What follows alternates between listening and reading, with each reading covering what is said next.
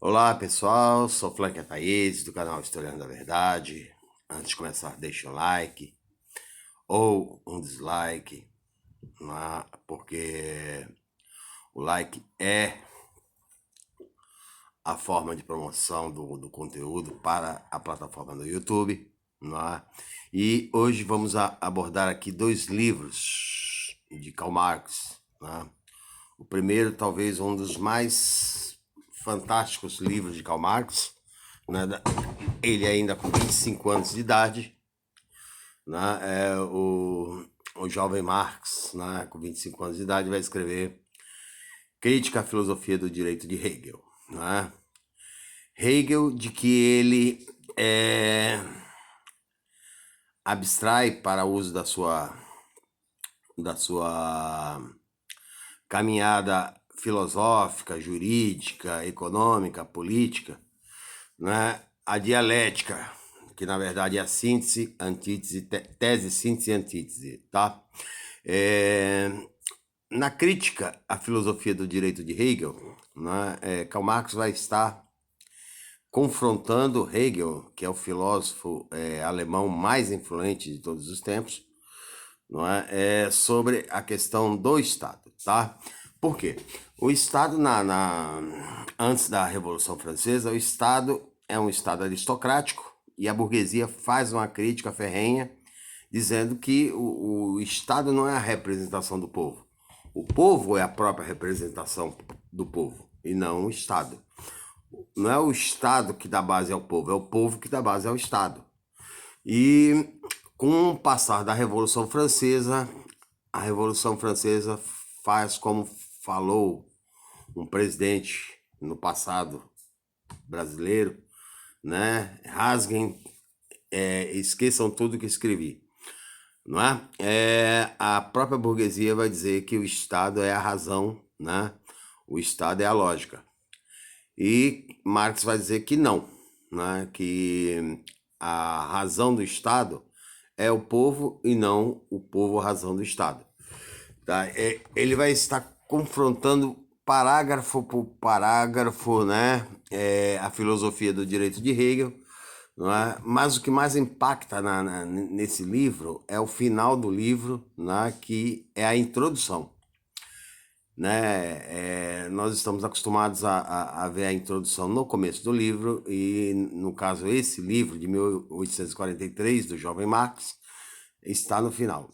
Ele vai fazer ali uma crítica à religião protestante do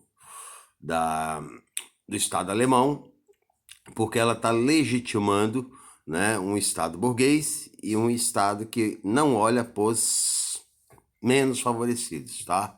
Ela legitima e ela aliena o povo, levando ele a crer que, né, a única forma de salvação das desesperanças, né, seria a apegação a Deus e não a transformação do Estado, tá? Me permita ler um parágrafo dessa introdução desse livro, que diz assim, né? É a frase mais impactante do livro, quando diz assim, ó,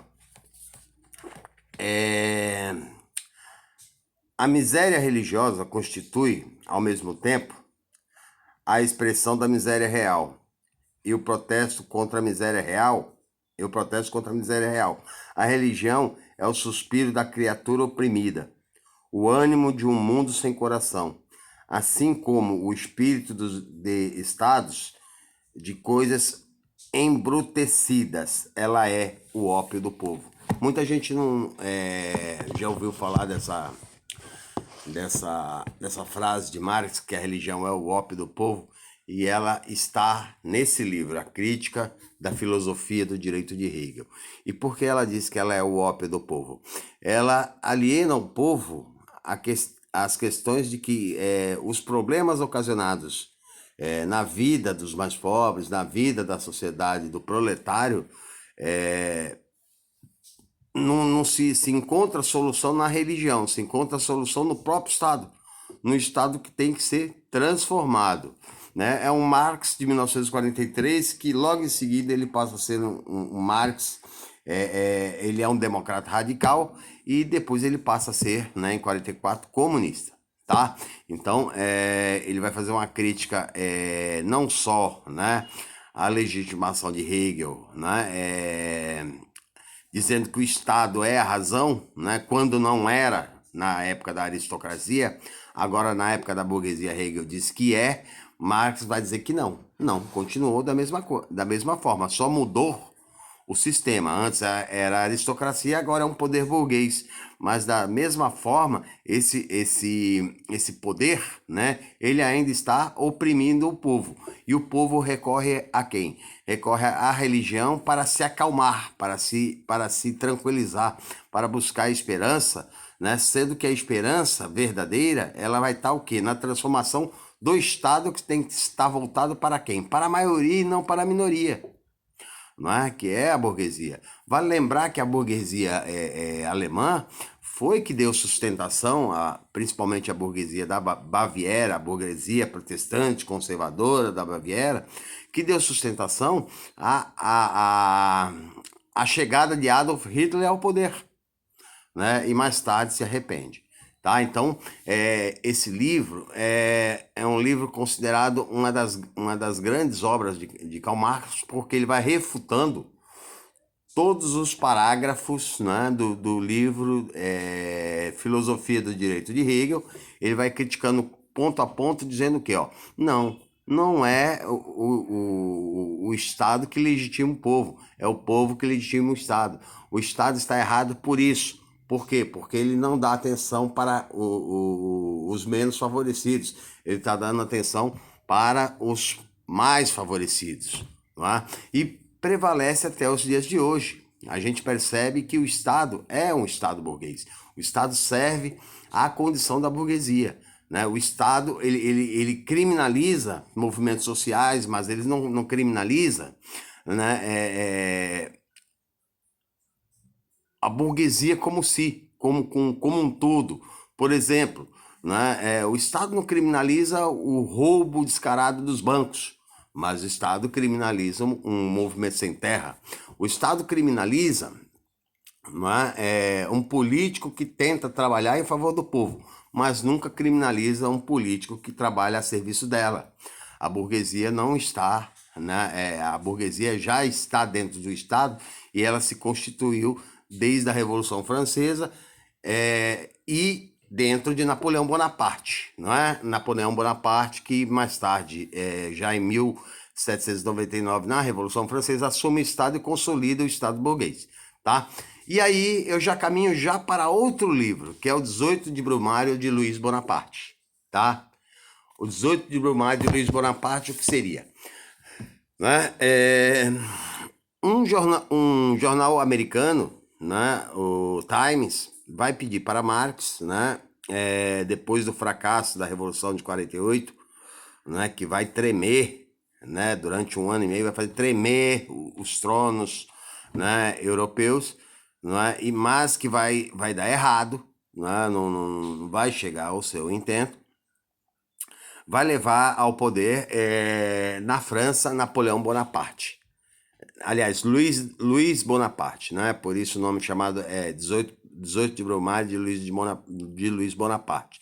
Luiz Bonaparte é sobrinho do Napoleão Bonaparte, né? E chega ao poder através do voto depois da Revolução, tá? E aí há um antagonismo, há uma incompreensão de Marx, né? De que como, né, a população que rejeitava aquele Estado, porque era um Estado opressor, a classe trabalhadora havia sido usada na Revolução Francesa, né, a ascensão da burguesia não foi a ascensão também da classe trabalhadora, né? O lema da Revolução Francesa, liberdade, igualdade e fraternidade, não havia se cumprido, né? Essa igualdade talvez seria igualdade jurídica, que hoje nem é igual para todos. A igualdade jurídica, ela se mede através do poder financeiro. Quem tem mais direito jurídico. Tem menos direito jurídico. tá? Mas, né, Luiz Bonaparte foi eleito, e por grande maioria do campesinato, né? Reacionário, conservador, né? E Luiz Bonaparte assume, né, o governo francês, que ficaria de 1848 a 52. Não é? Em 51, Luiz Bonaparte coloca a França em estado de exceção, né? E o mundo está voltado, está de olho no que está acontecendo na França, e pede para Marx escrever um artigo. Esse livretinho aqui é um artigo. É um artigo que virou um tema discutido academicamente até os dias de hoje, e é o fundador, né, um dos fundadores da ciência política, da ciência do ordenamento político, tá? As pessoas se baseiam muito nesse livro, por quê? Marx vai tecer uma série de críticas, né? Não entendendo como Luiz Bonaparte chegou ao poder, mas ele chegou, não é? E previa já em fevereiro, né? Depois do golpe, depois da decretação do estado de sítio, né? Do estado de exceção, onde Luiz Bonaparte vai reprimir a classe trabalhadora, né, reprimir toda a classe trabalhadora. Muitos vão ser mortos, outros exilados, outros presos, outros condenados à morte. Né? Marx, por exemplo, que está em Paris, vai para a Inglaterra e de lá nunca mais sai. Né? Ele vai dizer o seguinte, isso em fevereiro de 51, né? Aliás, em fevereiro de 52. Se Luiz Bonaparte colocar, né, o manto de imperador, será a última vez que essa aventura ocorrerá na França, tá? Daí surge também a frase, né, que é de Hegel, apropriada por Marx: a história pela primeira vez quando se repete é uma tragédia, e da segunda ela se repete como farsa, tá? E em dezembro, realmente Luiz Bonaparte ele dá um golpe e assume como imperador, e fica durante 20 anos, só saindo depois da guerra entre o Império Germânico e a França no a favor do território da Alsácia e da Lorena, que a Alemanha vai ganhar, tá? Essa briga ela vai ter desdobramentos depois na Primeira Guerra Mundial e na Segunda Guerra Mundial, tá? O território da Alsácia e Lorena era rica em minério. Os germânicos vão tomar conta dessa parte desse território, e vai culminar na derrubada, né, de Luiz Bonaparte na Comuna de Paris, e a primeira vez que a classe trabalhadora chega ao poder, inaugura a Quarta República, né, a Terceira República, né, a primeira era jacobina, a segunda foi a eleição de Bonaparte, e a terceira será esse governo popular que vai até princípios dos anos 40, tá? Já do século XX. Marx vai dizer, se ele fizer isso, se ele colocar esse manto, será a última vez que a França verá uma monarquia.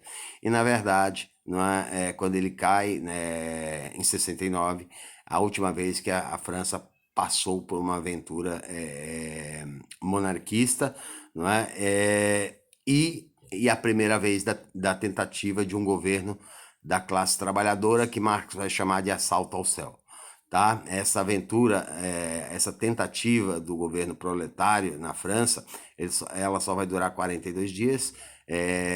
Logo em seguida vai haver uma mobilização europeia, né? Temendo, né, uma revolução geral proletária, né? Então remove rapidamente, né, essa classe trabalhadora do trono do poder francês, para que essa ideia não seja espalhada para a Europa, né? É uma mostra de quê? De que a burguesia havia fechado definitivamente, né, o espaço para a classe trabalhadora ter acesso ao poder. A classe trabalhadora não pode ter acesso ao poder e nem pode participar das benesses que o poder dá às pessoas, tá?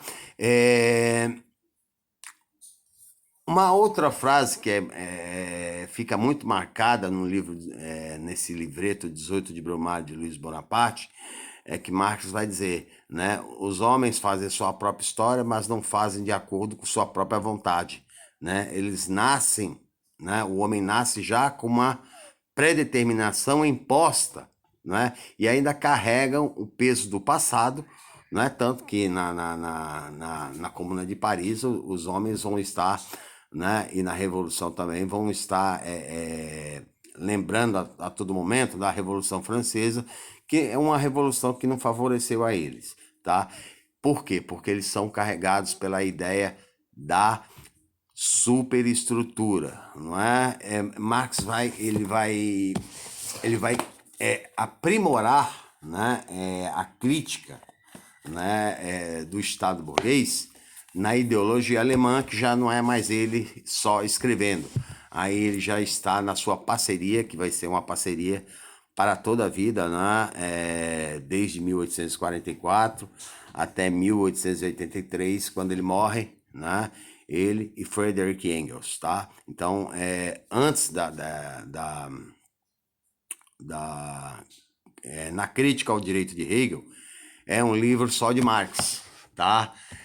O 18 Brumário também, né? A gente fala muito que Marx não seria Marx se não fosse Engels, na verdade sim, porque Marx, por ser um revolucionário, ele vai passar por muitos momentos de dificuldade financeira, e Hegel aliás, e Engels vai o ajudá-lo, porque Engels é um cara de grandes posses, não é? Filho de um industrial, né? Vai ajudá-lo, mas, né, as grandes obras, né?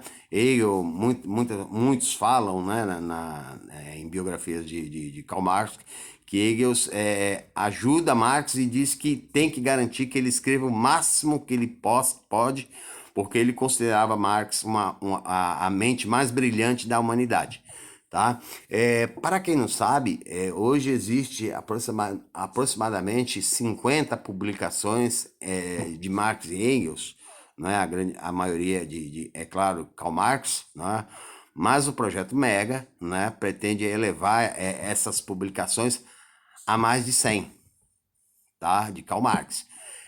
Vale lembrar que os livros mais importantes, não é? Você pega esse 18 Brumário, que é um clássico e é fácil de se ler, Crítica à Filosofia do Direito de Hegel, Grundrisse, que é o laboratório inicial para o início dos livros Capital Crítica da Economia Política, que é obra também só de Karl Marx, não é? Muita coisa ficou perdida. Por exemplo, esse Crítica à Filosofia do Direito de Hegel foi escrito nos anos 30, 40, né, desse século. Né? A ideologia alemã foi escrita em 1932. Portanto, muitos marxistas, né, do começo da vida de Karl Marx não tiveram acesso, não é? Por exemplo, como Lenin, como o próprio Gramsci, como Rosa de Luxemburgo, como Lukács, dentre outros. Ok? Então, é um belíssimo livro, né? Crítica da filosofia do direito de Hegel, que ele faz uma contestação com 25 anos ao filósofo mais importante, não é? Da Alemanha. E o 18 Brumário é uma espécie de uma visão política tão amadurecida que ele prevê os resultados que vai acontecer no governo de Luiz Bonaparte e prevê o final dele também. Não é? 20 anos depois, ele prevê em 52 o que vai acontecer nos anos de 1870. Ok, pessoal? Quem gostou, deixa um like e até a próxima.